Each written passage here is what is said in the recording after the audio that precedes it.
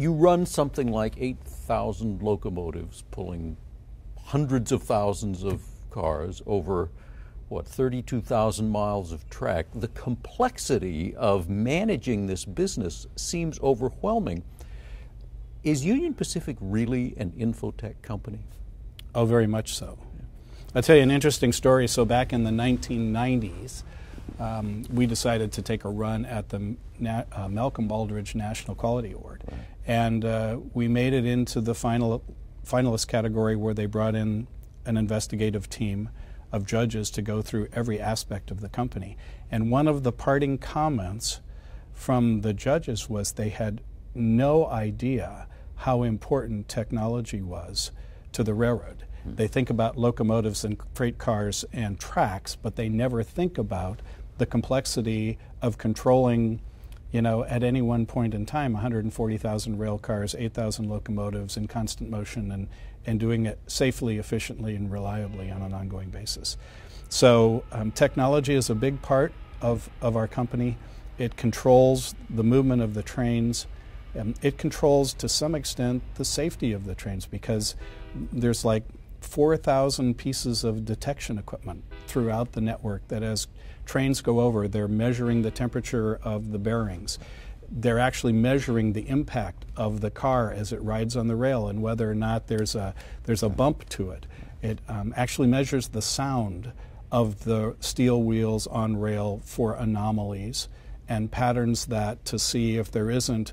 It's part of our predictive maintenance that says when you start to see these patterns shape up, then you bet there's something there that's not right. You need to pull that car out. You need to have it inspected. You need to check it out. All of those kinds of things play into that. We have an ultrasonic wheel detector system in North Platte, Nebraska that actually looks into the metallurgy of rail wheels.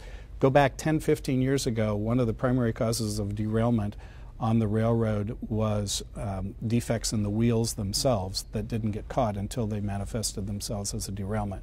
Today, we've all but eliminated cracked wheels, and certainly for any car that's been through the wheel detection house,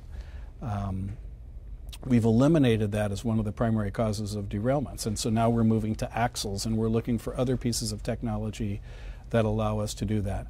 At the same time, we've also taken that technology play and tried to move ourselves up into our customer supply chain so that we have a technology called shipment vision that will actually, once a car is assigned a VIN on a manufacturing line for Chrysler, it's one of our largest automotive customers, we basically will track and control the distribution of that vehicle all the way from the handling, the haul-away carrier on the train, and the haul-away carrier until it gets to the destination showroom.